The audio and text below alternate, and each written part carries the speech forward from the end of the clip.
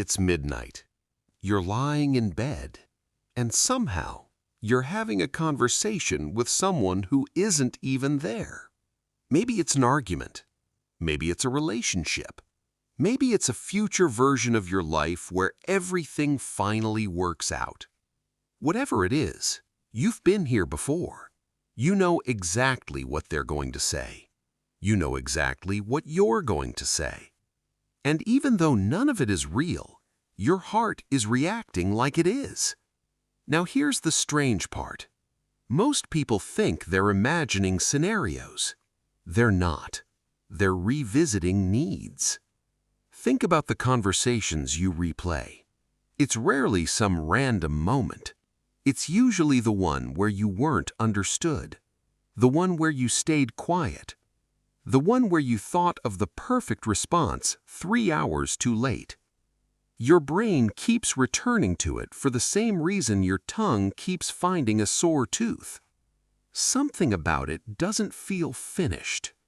And unfinished things have a habit of staying alive. But after a while, you're not just replaying reality anymore. You're improving it. The apology becomes better. The conversation becomes cleaner. The relationship becomes easier. The future becomes brighter. Reality gave you the rough draft. Your imagination writes the version you wish had happened.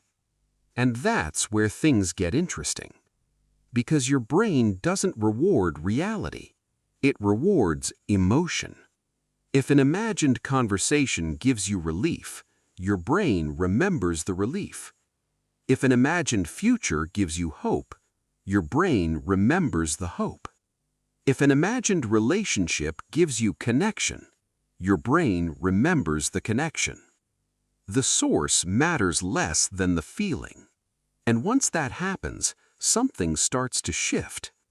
The imaginary version begins competing with the real one. Not because you prefer fantasy, but because fantasy is offering something reality never consistently did.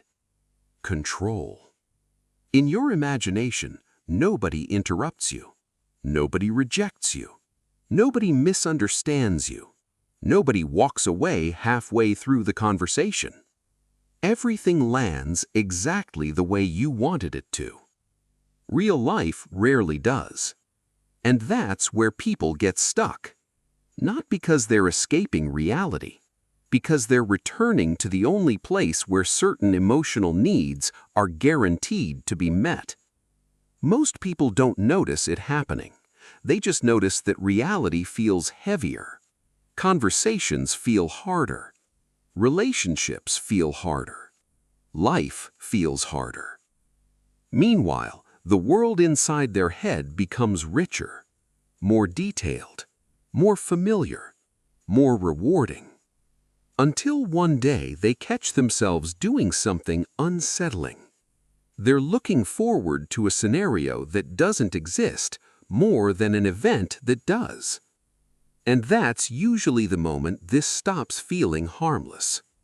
Because it reveals something important. The scenarios were never random. They were clues. Every recurring fantasy points towards something. A need, a fear, a wound, a version of yourself you're struggling to become. The person imagining success isn't always chasing success. Sometimes they're chasing self-worth. The person imagining relationships isn't always chasing romance. Sometimes they're chasing safety.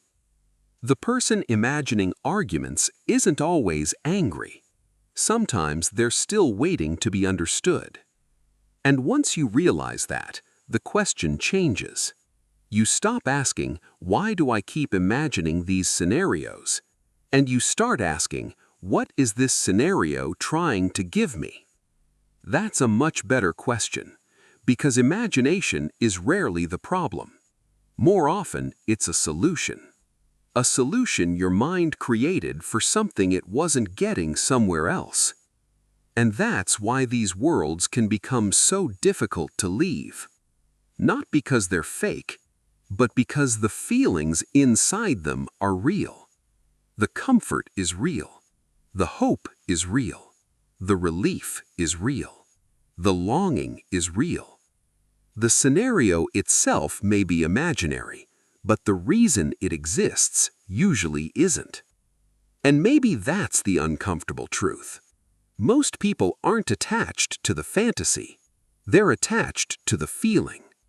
And until that feeling exists somewhere in reality, the mind keeps rebuilding the same world again and again and again, hoping you'll finally understand what it was trying to tell you all along.